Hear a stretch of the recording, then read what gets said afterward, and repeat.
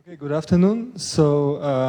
My pleasure to introduce Ehud De Shalit from Hebrew University, who will give a second lecture on moduli of p-divisible groups. Okay, so thank you. Yesterday we reviewed the theory of p-divisible groups and formal groups, and then we constructed the Lubin-Tate moduli space, which will be our main example. Let me go quickly over the last few slides from last time. So K was an algebraically closed field of characteristic P, little k. H0 was a fixed model of the unique one-dimensional formal group, p-divisible formal group of height h above k. W the Witt vectors, and Ck the category of local complete Noetherian rings with residue field k. And for any R in this category Ck, we consider all the couples G iota, where G is, so to speak, a deformation of H0 to R. So it's a one-dimensional p-divisible group of height h again, it will necessarily be, over R, whose reduction is isomorphic to H0, but I want to equip it with an iota which is such an isomorphism. And the theorem of Lubin-Tate from 1966 says that this functor that sends such a ring to the set of such pairs is representable basically by the, by the formal scheme, but you should think of it, and when we get to adic spaces, you'll see that this is the associated adic space. You should think of it as the H-1 unit polydisk, open unit polydisk. You see, if you plug in for U1 up to UH-1, numbers in a ring are equipped with a complete valuation, or they are less than 1, then any such power series will converge. And we briefly went over the proof, which was based on this idea of Hazewinkel and Lazard of universal one-dimensional formal group law. So all that I want you to remember from this is that these coordinates U1 up to UH-1 are obtained by specializing the first H-1 coordinates in this universal formal group law, and the rest, the H1 is specialized to 1 and the rest to 0. And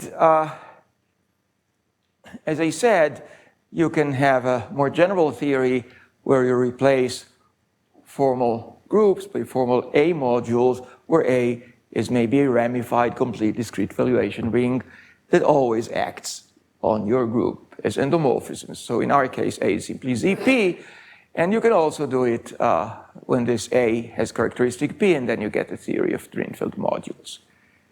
And when all the UIs are specialized to 0, you get what's called the canonical lifting, and in this case, you get the Lubin-Tate formal group of height h over the Witt vectors. If you use this in conjunction with the previous remark, you can do it over ramified basis, and then you can get all the other Lubin-Tate formal groups as canonical liftings.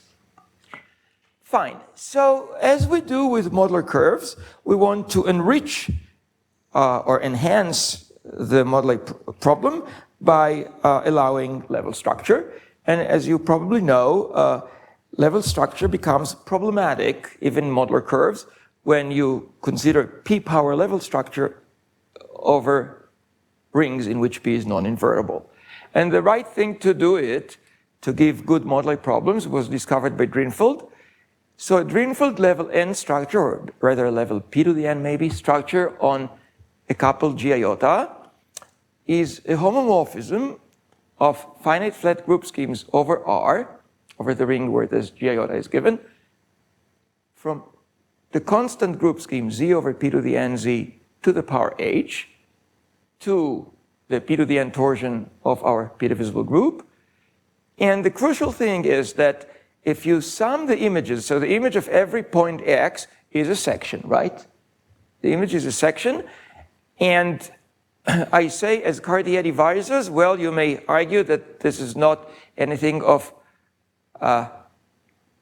it's not one-dimensional, it's zero-dimensional, maybe GP to the n, but what we mean is that if we embed it in the formal group, which is one-dimensional, then really this equality holds as Cartier divisors, or really in down-to-earth terms, remember this G is given as the p-divisible group associated with some formal group. It's a one-dimensional formal group, so it has one parameter x, fix such a parameter, and then in terms of that parameter, the endomorphism of multiplication by p to the n is given by some power series, but on the other hand, you can consider the polynomial of degree p to the nh, which is the product of x minus alpha n of x. Alpha n of x is just a point, so this is just a value in the maximal ideal of R, and these two should be associates. They should generate in the power series ring over R the same ideal.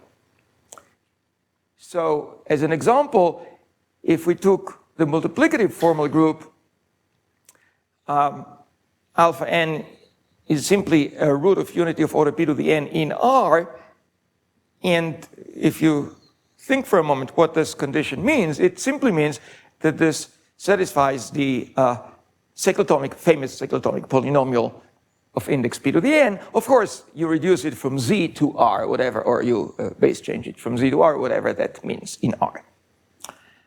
And now you can consider the enhanced moduli problem, which I call Mn of R. Previously it was M of R, where you consider G iota as in M, and in addition a level n structure alpha n. And we immediately note that previously, remember that iota was not necessarily an isomorphism, it was a quasi-isogeny. If I want a component where it is an isomorphism, I put a 0 on the top. But otherwise there's z being the integers, copies of the same thing. Not only, previously the division algebra of invariant 1 over h over qp acted by changing the iota. It still acts, you see it, g1 acts by post-composing iota with g1, but you can also act with glh z over p to the nz by pre-composing alpha n by the automorphism, the constant group scheme. So you get these two groups acting. And the main theorem, which is deep, I'll not go over the proof, of course, says that, as before, this is representable by the formal spectrum of a ring AN. This ring is pretty nice. It's regular, complete local ring. And of course it maps to, or the moduli problem maps to a formal spectrum of A0. So this is a ring over A0, and it is finite and flat over A0, but not et al. That's the whole point. In the special fiber, there is a lot of really bad ramification. And yeah, I'm always talking about the connected component where the quasi-isogeny has height 0.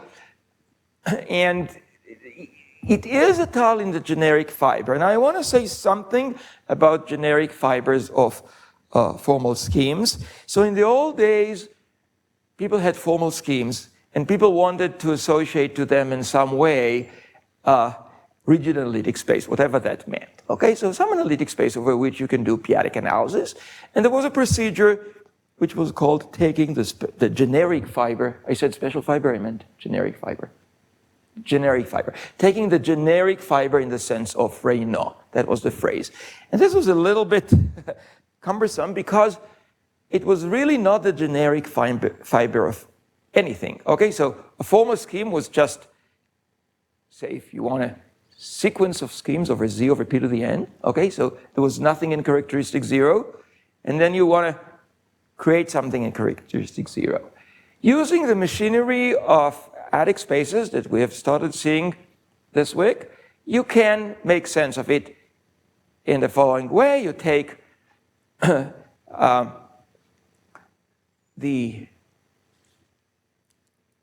affinoid adic space SPA A0 A0. We have seen the definition. I do not want to go over it again, but you should have some idea about what this is, and then you take its generic fiber by taking the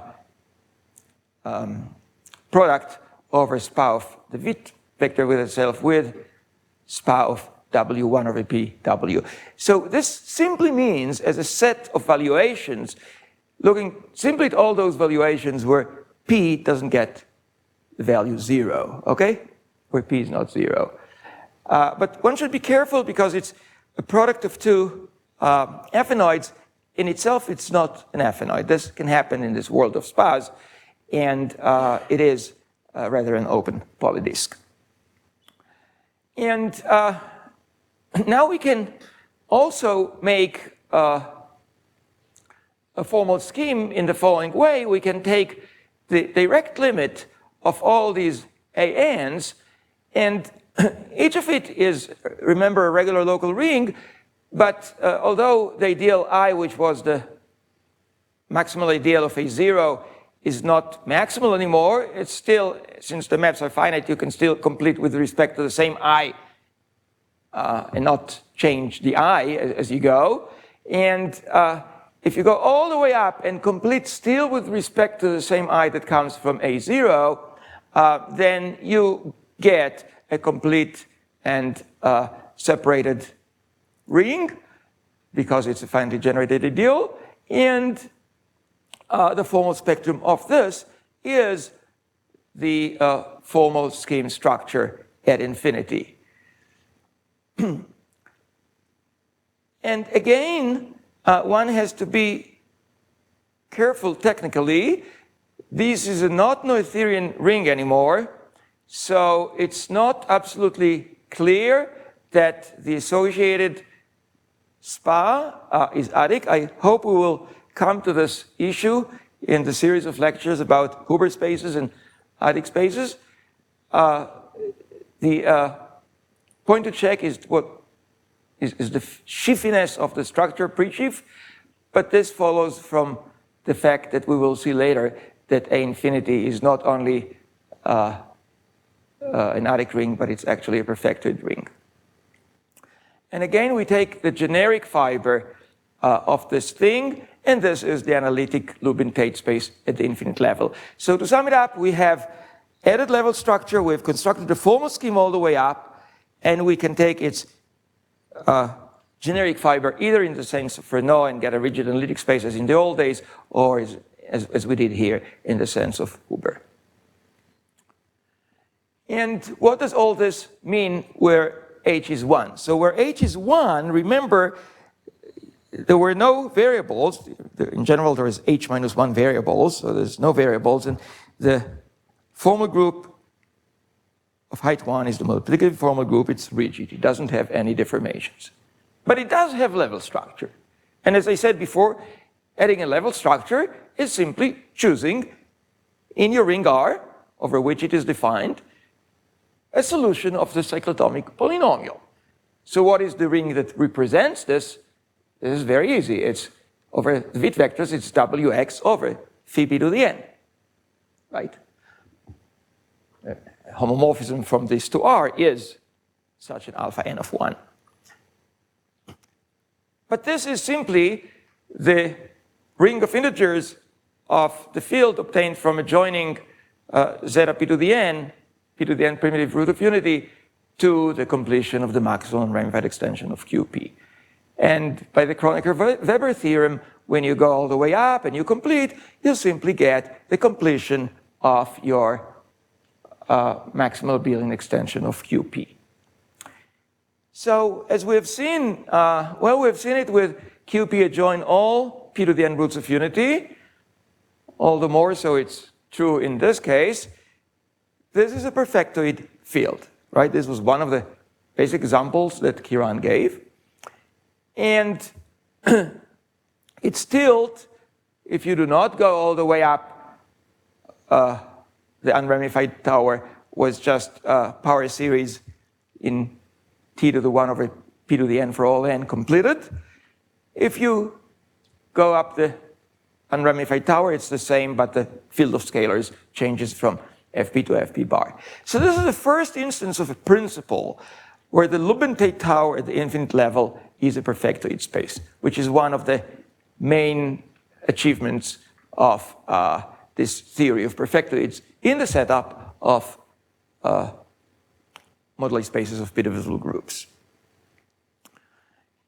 Yeah, and we can also make very explicit the actions both of OD star and of ZP star, GL1 ZP, on the tower. They're both given by the cyclotomic character and the inverse cyclotomic character. So now we come to the second lecture, a little bit later, but that's fine. And today's talk will be mostly devoted to crystalline Dieudonné theory, and the word crystals will figure out prominently. But there will be two different crystalline constructions. Yeah. Questions, actually. Sorry for not letting you ask, but that's a good time. Can you back one slide? Yeah.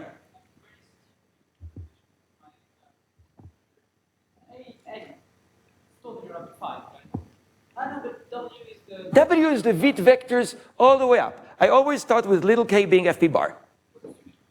No, that's good. Okay, more questions. That's a good time. Sorry for not giving time for questions. Yeah. Okay, we'll come back to the Lubin-Tate tower soon today.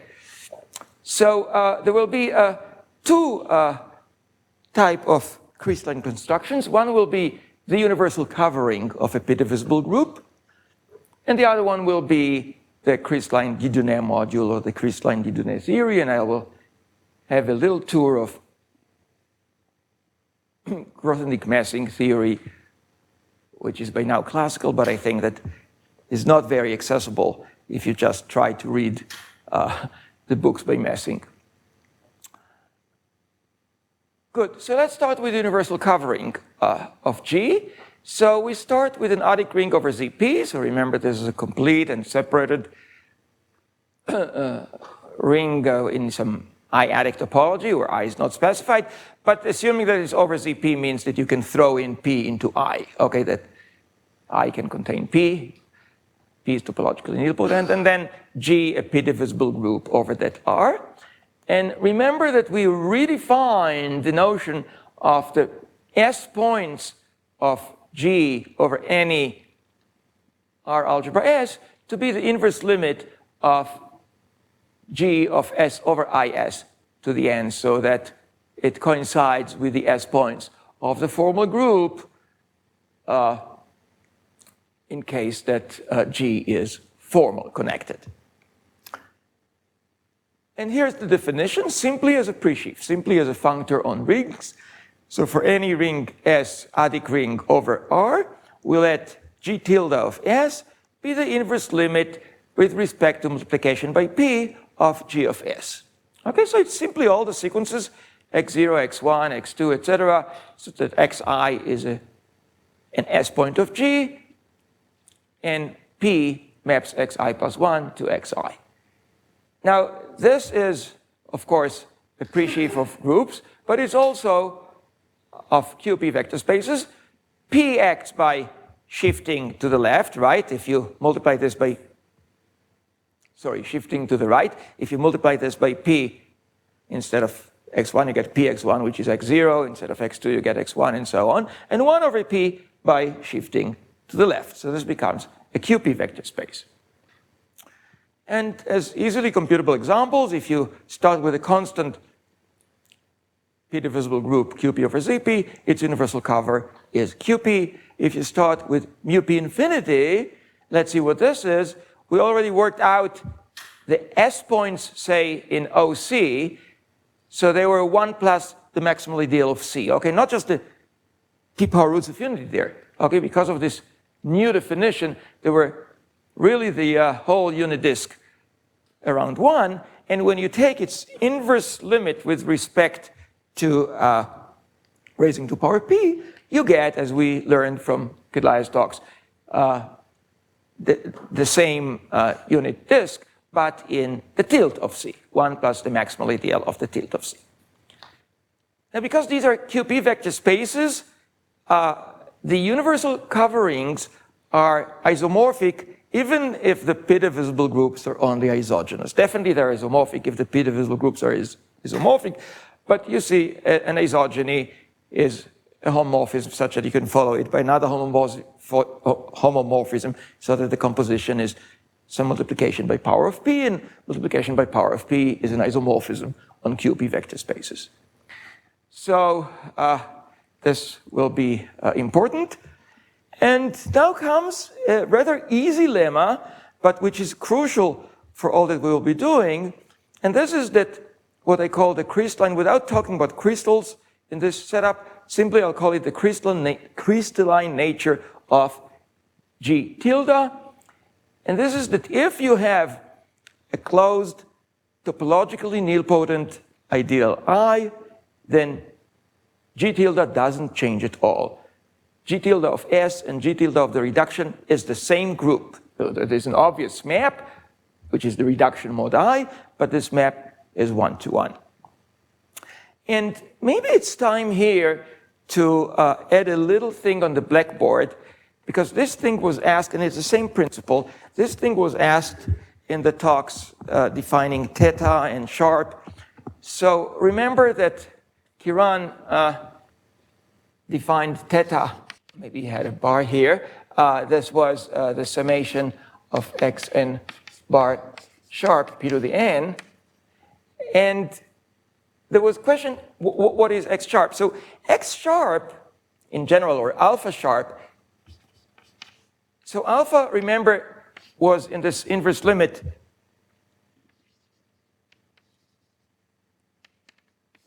where AI was in OK over P, or in our case in OC over P. And alpha sharp will simply be the limit. So Kiran said it, but I think he didn't put it on the blackboard, so I want to put it on the blackboard because it will be exactly the same principle as here, the limit of A I tilde to the p to the I. So you lift AI to OK in any way that you wish, and you take this limit, and this limit exists. And the reason that this limit exists is the same reason behind this proof. Let me give it in the context of this proof. You start with a point y in the universal covering over the reduction S over I, and you lift the yi, so the yi's are p-compatible, but you lift them arbitrarily. This, of course, you can do because this is a formally smooth group, or if you want, just think of the formal group. It has d variables. You just lift each of the variables as you wish. And then you let xi be this limit. So if we were only concerned with x0, it will be exactly what we did there, but now we're concerned with all the coordinates. So xi is the limit of p to the j applied to zi plus j. And why does this limit exist? Because think of the formal group point of view, where you have many variables, and multiplication by p is given again by d power series in d variables with coefficients. But one thing is known, and this is that all the coefficients that are not divisible by p have exponents which are powers of p. Now, applying such power series has the advantage of improving congruences. Okay, if you have 2 points that are defined by 2 sets of parameters, x1 up to xd, and they are congruent modulo p, or modulo p to the 10, and you apply such power series, the result will be congruent mod p to the 11.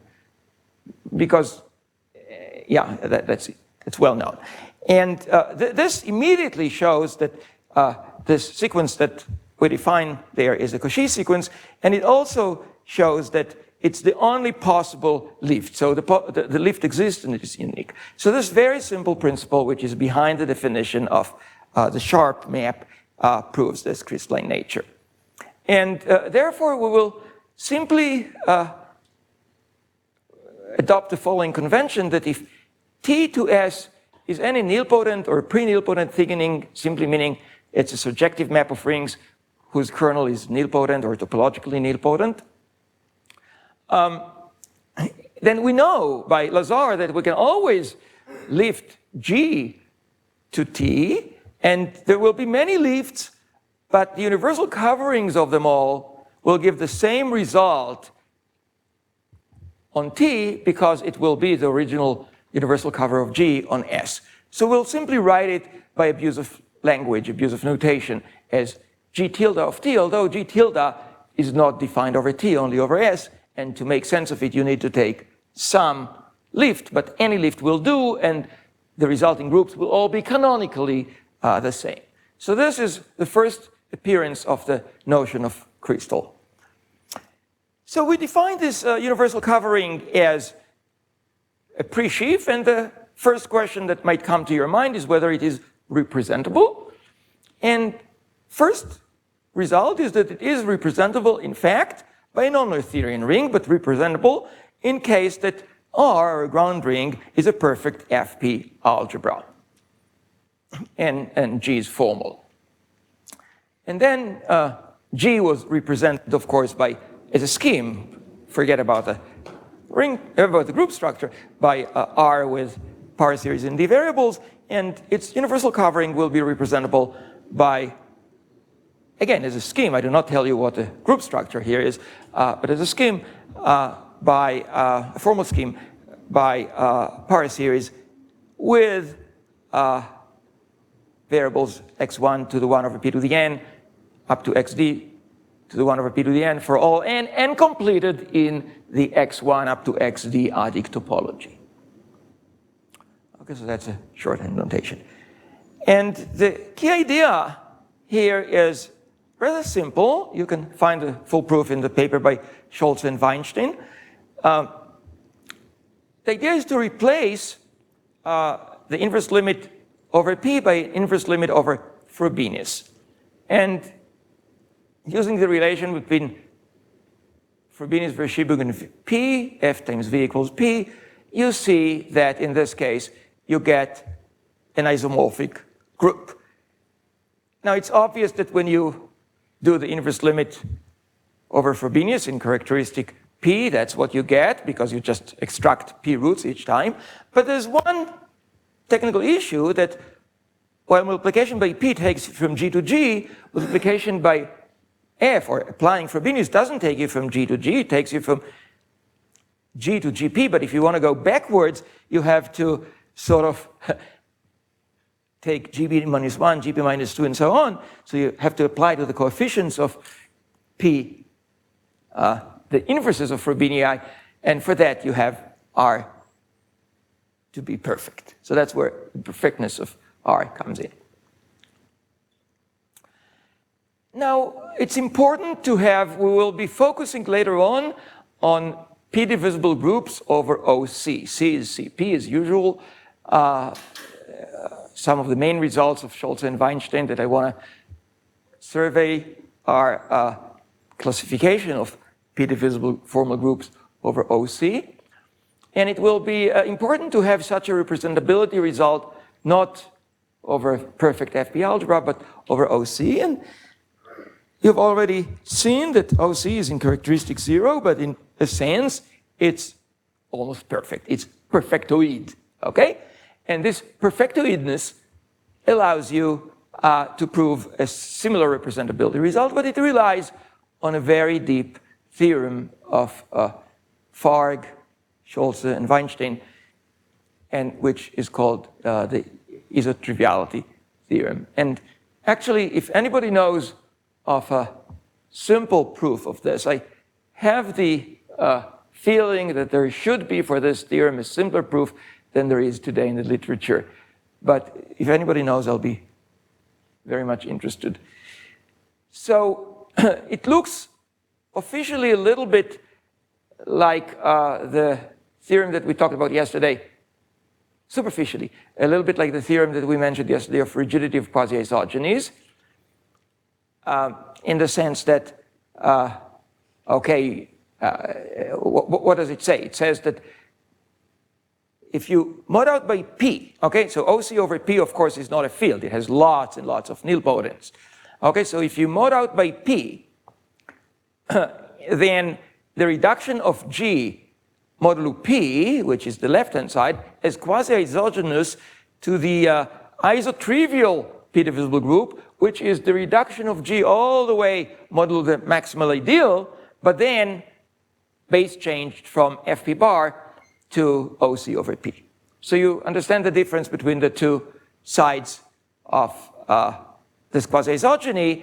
The right side is isotrivial, and up to the notion of being quasi-isogenous, the reduction of G mod P is also isotrivial.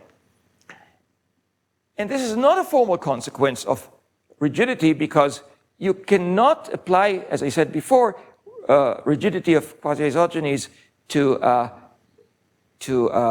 reduction by MC. You cannot lift from OC mod MC to OC over P, because MC is not topologically nilpotent. You can lift from OC over square root of P to OC over P. You can lift from OC over the 100th root of P to OC over P, but not from OC over MC. And as a corollary, really formal corollary of this theorem, you get the representability of G tilde over OC. I will leave out the proof. It's 2 lines, and it's really formal consequence of what we know so far. The crystalline nature of G tilde, and this isotriviality theorem. You switch back and forth between the group over OC, its reduction, and then you compare it with the isotrivial group. Now, you may ask, my first statement in the first lecture was that we want to abandon the Tate module approach because the Tate module is too small, it's not good for deformation problems. But now the Tate module comes back in the back door because the Tate module is obviously a subfunctor, a subgroup functor of the universal cover. What is the Tate module? Is the inverse limit, with respect to multiplication by P, just of the P to the n torsion points of G. Remember, not of the whole G, but just to the P to the n torsion points. So in other words, it's all those elements that we had before, x0, x1, etc., etc., etc., but now with the provision that x0 is 0. x1 is of order P, x2 of order P squared, and so on.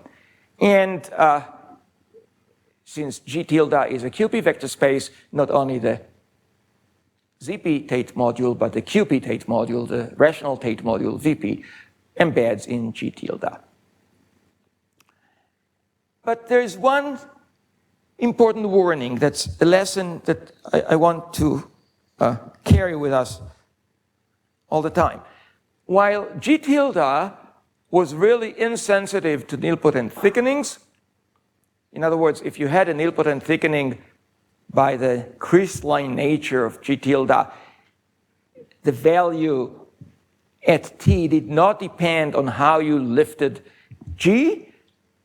The subspace that we now defined, VP G prime, very much depends on the lifting. If you try to imitate the proof that I had here, okay, at the end of the slide, it will fail because you will not be able to lift a P to the n torsion point to a P to the n torsion point. The whole formal group is formally smooth, not the P to the n torsion. So,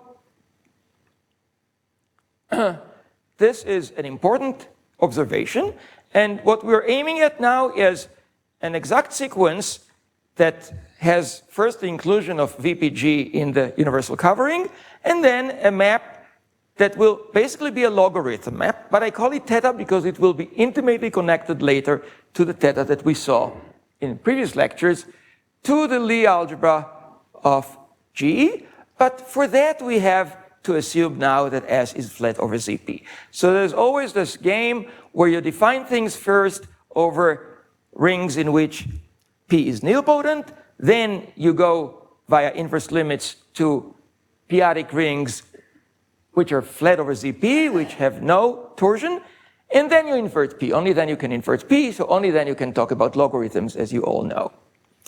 And here's a spoiler.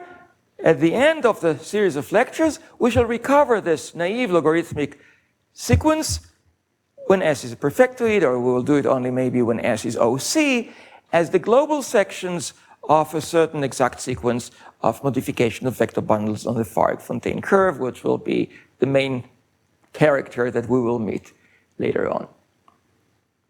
So to define this, I have to talk a little bit about logarithms, and again, excuse me if some of you may know it all. It's very, very similar to the theory of logarithms in Lie groups or in p-adic Lie groups. So any p-adic Lie group has a logarithm from the p-adic Lie group. From the p-adic Lie group to its Lie algebra. But we want to define it here in the context of formal groups. It can be done.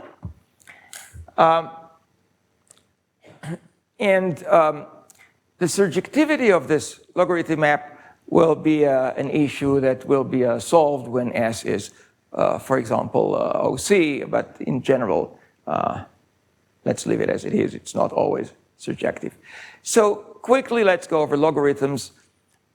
So let's start with a formal p-divisible group. Its associated formal group I call script G, so it's formal spectrum of some ring A, which is power series in D variables. And the cotangent space at the origin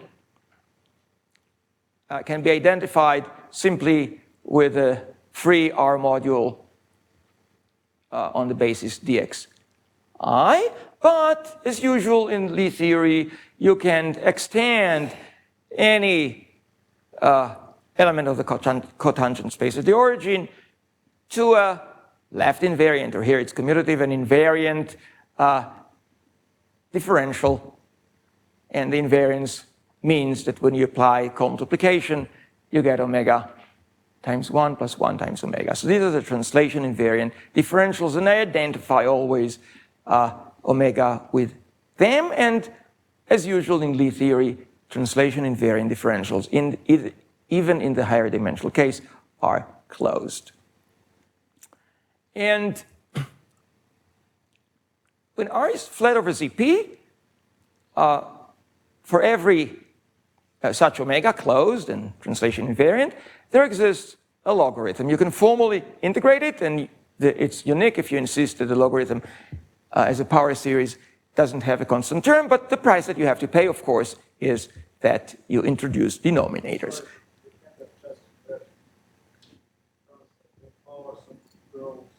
But that's why I have the little, you are very sharp, but you see this little thing here? This is completion. You're absolutely right. I cannot just invert P. I should invert P and complete because the denominators grow. You're right. So this is the formal Poincaré lemma. So what did we do? For any omega, we associated a homomorphism, a logarithm, which is homomorphism from G to the additive group. But of course, homomorphisms from omega to homomorphisms from G to GA is the same by general nonsense as homomorphisms from G to homomorphisms from omega to GA. So in this way, we get, for any element in, we get a canonical homomorphism from G to simply the Lie algebra. And the underline, I was asked about it, simply means that I view these things as vector groups. So not only for R, but as the functors that associate for any S tensor that module. And then the map theta that figured out in the previous slide is simply applying this logarithm from the group to the Lie algebra to the first coordinate, to the 0th coordinate. So you project from the inverse limit on the 0th coordinate, and you apply theta. Now think of it. When is the logarithm of something 0? If and only if this something is torsion, right? Because you can always multiply by a high enough power of p to bring it to a small neighborhood where logarithm converges and has the exponential is defined and everything is 1 to 1. So if you got there, then if the logarithm is 0, then you would rather have 0, so the thing with which you started before multiplying by the power of p is torsion. So this means that the kernel of this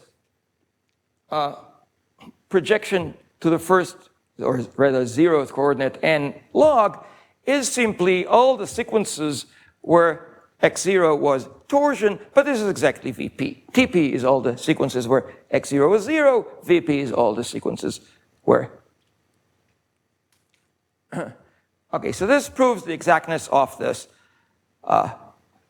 naive logarithm exact sequence. And I said that if the projection to GS is surjective, then theta will be surjective too. In algebraically closed cases, this will be the case. So, yeah. Well, first of all, log of p is 0, that's by definition. No, that's not the Iwasawa logarithm. That's not the Iwasawa logarithm, that's the Lie group logarithm. So it's really a projection of the domain. So there's no radius. Like for GM, the log doesn't go all the way projected. No, but for GM, okay, if we're in GM, this would, the GM hat would only be principal units. So there's no issue of how you define log p. For GM, it would be the usual logarithm, okay? But the normalization of log of p, as we do in Iwasawa theory, does not come into the picture. No, forget the p, but I'm saying that over 1 plus PCP is bijective. Absolutely, yeah. Define it further, it's define what the whole... Okay, fine, but it defines... But you cannot say what the kernel of the Oh, whole... the kernel on the whole is always roots of unity, yes. Oh, absolutely. Because the exponential is not really defined the other way of the whole thing. No, it doesn't matter. But you can, as I said, you can take anything in the unit disk in CP, say, raise it to a very high power of p to bring it very close to 1. Okay? And then apply the log. And if it's 0, then you'd rather have 1 because log is injective already there. This argument works. No, this argument. Yeah, and that works in general. Okay. Any more questions? This is a good point. I'm going much more slowly than I planned to, but that's okay because some of the things that I plan to do in later talks will be done by other people, as we agreed. So, any questions so far? If not, let's apply this construction of the universal covering to get a very nice and simple description of the Lubin-Tate tower at infinity. And this is actually something pretty recent and comes as a really nice surprise because anybody who is familiar with a book by Katzenmazer, for example, knows how much pain it is to understand Greenfield moduli structures, level structures or Greenfield moduli problems at finite levels, okay, integrally. But the miracle is that thanks to this point of view of perfectoids, of doing things all the way at the infinite level, there is a very nice description of M infinity that does not factor through finite levels. So, and it's due to Weinstein. He first did it in height 2 simply because he didn't have this result of Hedayat-Zadeh from 4 years ago. But let me now explain how it is done in general. So again, R is our local complete Noetherian ring with residue field K, which is algebraically closed with characteristic P, and G iota is such a pair, and the height is H. And let us fix the canonical lifting, this Lubin-Tate group of H0 all the way over W, over the Witt vectors of FP bar. It is then unique up to isomorphism. So this is notation. Now, what Hedayat-Zadeh proved is that there exists something that behaves like a determinant in formal groups or p-divisible groups. So it proved that there exists a canonical alternating multilinear map, lambda n, from gp to the n to the power h is the height, to mu p to the n, satisfying the obvious universal property that if you have any other alternating multilinear map from gp to the n to the h to some other group scheme whatsoever, it will factor through this map. Okay, there will be a map from up to the n to that other group scheme through which this factors. And this is an amazing result. You would think it's a very elementary result, but at least the way he proves it uses some sophisticated tools, I think, from Tsing's theories of displays. And again, it's something that might be simplified in due time, but at least something that's easy to trust. In the case where h is 2, you probably know an example of this. When h is 2, this G of height 2 is simply the p-divisible group, or at least over fp bar, sorry. It is the p-divisible group of a supersingular elliptic curve, and maybe liftings of it are p-divisible groups of liftings of supersingular elliptic curves, and then this lambda n in the case that h is 2 is the Weil pairing. But in general, it's not a bilinear pairing, it's like a determinant, it's a multilinear pairing. Now, remember that Iota gave us a way to identify the universal covering of S over MS with the universal covering of G, sorry, at S over MS, with the universal covering of H at S over MS, right? It was a quasi-isogeny between G and H, so it produced an isomorphism between universal coverings when you apply it in S over MS, but the universal coverings at the level of S over MS are the same as the universal coverings of S by the crystalline nature. So having a iota at hand allows us to identify the universal coverings of G and H at S. So H is our fixed Lubin-Tate group lifting of H0, and G is an arbitrary deformation. And it is easy to see that if you compare the maps that you get from this theorem for H and for G, they should be equal up to a scaling factor, and this scaling factor I call lambda of iota. And in fact, if iota is not only a quasi-isogeny but an isomorphism, really, so if it is of height 0, then this is in ZP star. And now let's look at the universal covering of H and the universal covering of GM. H is a one-dimensional formal group, so I use X as a parameter on H and T as a parameter on GM. And in this case, what does lambda H mean explicitly? So you have to have little h copies of H, so little h copies of the variable X that I call X1 up to XH. Okay, they correspond to the h copies there. And of course, the parameter, okay, a map in this direction, like lambda, goes in the opposite direction on the adic rings that represent these formal groups. And this simply means that for each t to the 1 over p to the n, remember the universal cover of GM is represented by this formal spectrum of w t to the 1 over p to the infinity. So for each t to the 1 over p to the n, you have to give yourself just an element, delta, that I call delta to the 1 over p to the n. That's just a notation in the power series ring in h variables over r again.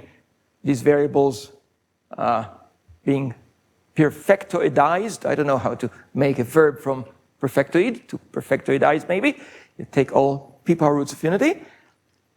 And these power series should be compatible, of course, in the sense that the pth power of delta to the 1 over p to the n plus 1 is what I call delta to the 1 over p to the n. This corresponds to the compatibility under p in the universal coverings, and should also satisfy some easy relations that reflect the additivity and alternating condition. Okay, so that's a multilinear map, so it's additive in each variable separately and alternating. So you can write down what it means. You'll have to apply inside between the x's the formal addition of the formal group H, and outside, once you get the result and you're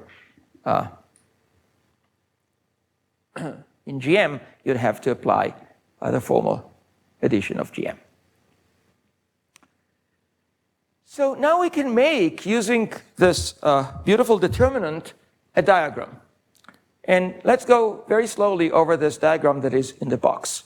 So on the bottom row, we have the H-fold product of the universal covering of our fixed H, okay? And this maps via this map lambda H, just for this fixed H, to the universal covering of GM. On the top, we have a similar thing, but now on the moduli space level. So you look at M infinity, and a point of M infinity, so I'm now explaining the top map, which is this thing, okay? So a point of M infinity over some ring R, I'm not writing down the R, is a triple G iota and a level infinity structure, alpha infinity. But the level infinity structure gives you, at each finite level n, it gives you alpha n1 up to alpha nh, which are the basis, so to speak, the Drinfeld basis, so to speak, of the p to the n torsion obtained as the images of the canonical basis of z over p to the n to the h. Okay, you have z over p to the n times z over p to the n, etc. So you have E1 up to EH, and they map to alpha N1 up to alpha NH. And you can apply to these lambda NG and get a root of unity. Okay? And you'd like to map this to, remember our L, which was the OL, which was W, join all p-power roots of unity. This was, so to speak, the cyclotomic extension completed on top of the Witt vectors of Fp bar. So we would like simply to map zeta p to the n to this and make a map like this, which is a map of formal schemes over W, except that to make this commute, I multiplied. I also have the iota that I have not used so far, so I multiplied by lambda iota, by this scaling factor that comes from iota. Okay, so that's the top map. Now, the top map is clearly, the way it's written, comes from limit at finite levels. You see, I wrote it, what it does at each finite level, and these maps, these determinant maps are, of course, compatible at finite levels, as the Weil pairing is in the case of h equals 2. Okay, now what is the left vertical map or the right vertical map? They are the same basically, except that the right vertical map is just in the case of GM and the left is in the case of a general situation where you do have deformation. So for GM, remember, the formal group was rigid. There was no real deformation, but there was only level structure. But on the left, that's really the whole moduli space. So you start with G iota in alpha infinity. And you simply forget the iota, and you simply project the alpha infinity. So again, you get compatible. So of course, the level structure, the Drinfeld level structure, gives you compatible sequences under multiplication by p that are the images of the basis elements of z over p to the n to the h. And these give you simply elements of the universal covering by definition. So I've defined all these maps, and yeah, there's a little point here that I swept under the carpet, and this is, why do I have this disjoint union over z copies indexed by the integers of the same spef of OL, and this is simply because the iota can be quasi-isogeny. So if you only did height 0, you'd only have one copy there, and on the left you'd have m infinity upper 0, the connected component, so to speak. And you see, all the maps are defined and are very simple to define. And the amazing theorem is that the diagram is Cartesian. In other words, you can get m infinity as the fiber product of these two maps, these very elementary two maps. This map we have described before when we dealt with h equals 1. And this is basically this determinant map. And it is simply the fiber product. Now what this means morally is that all the depth and complication of M infinity lies in this determinant map. And this is an amazing result. It also allows you to describe the action of GLH and D star on M infinity very easily. Let's, for example, take GLH of QP. So GLH of ZP we have described before, but once you go all the way to the top, just as you do in modular curves, you actually get, right, in modular curves, you get all the, or Shimura varieties, you get all the Hecke correspondences, all the GL2QP acting. So here you would get them 2, and this would simply, or GLH, sorry, not GL2, modular curves is GL2, here is GLH. GLH QP would simply act by acting on the right on this. Okay, so you take a matrix and you just view this as a row vector and you act on the right. And here you have to act by the determinant of the matrix. Maybe you have to invert things to make it an action and not an anti-action, but that's the usual business. And the action of D star is by its action here on each individual H tilde. Okay, so remember that D was the quasi-endomorphisms, okay, the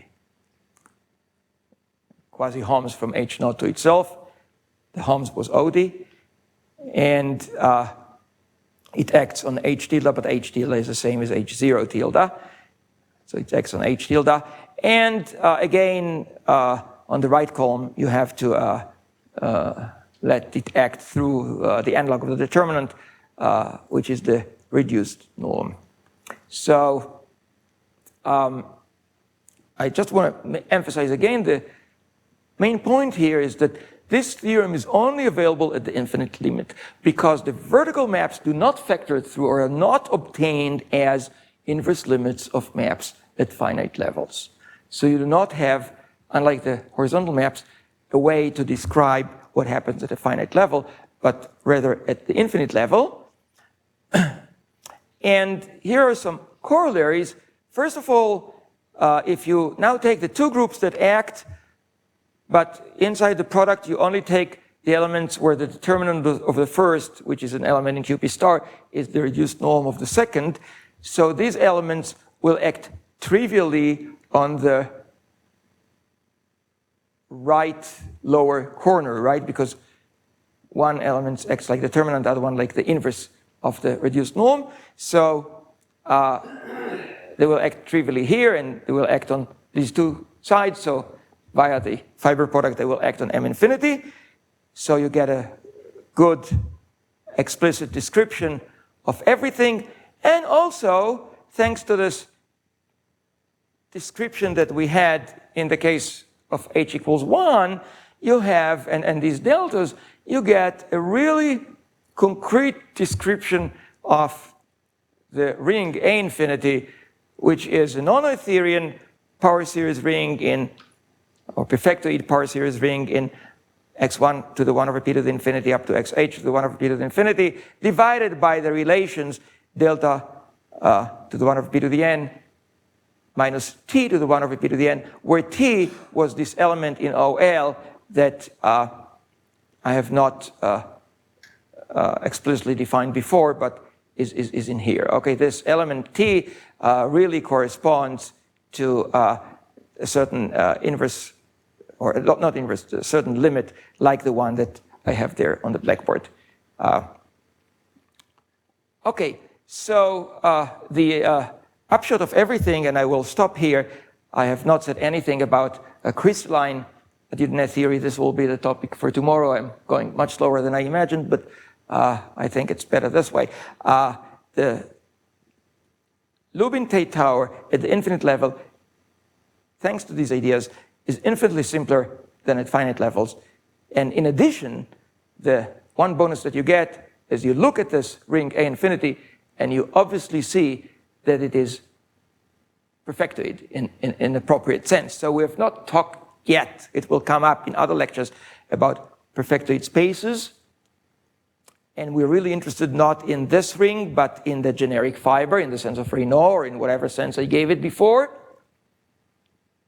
But the shape of this ring, where you really extracted, right, it's obvious that if you take this ring and you mod out by P, then OL was a perfectoid, and the variables that you added Pth roots of them.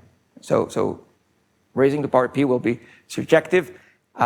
And that's the basic idea behind proving that the generic fiber, this adic space, is also a perfectoid space. So that's one of the main results of Scholze and Weinstein. So what we'll do tomorrow, we will talk about crystalline Dieudonné theory, and we will tie both crystalline constructions into one big diagram. And this one big diagram will show up later when we talk about the Fark-Fontaine curve in a completely different and more transparent way. Okay, thank you. So there is some hot state and Gross-Hopkins period maps. So is there something, can you build it out of this, period maps? Yeah, so we will talk about the period maps. Okay. Sorry? No. So is it something to do with this diagram? This. Yeah, well, the Gross-Hopkins period map, which is the same as the Groningen-Messing period map, is not directly in this diagram, but it's related. We will talk about it tomorrow, hopefully, or maybe if everything is a little bit postponed, maybe on the fourth talk. Yeah. But it's definitely related. It's related to this map theta, and it's, yeah, so my aim is to present classically, so to speak. Of course, this is something recent, but classically, the theory up to the point where you have the Fark-Fontaine curve, then introduces a black box, the Fark-Fontaine curve, and I hope that Denis and Kiran will say more about the actual proofs of the black box theorems, and then deduce all kinds of deep results, rather conceptually, from the Fark-Fontaine curve picture. I don't know if I'll be able to finish it all, but we'll see. But the periods map. Are there any questions? Okay, so let's thank Ehud again, and we'll reconvene in 15 minutes.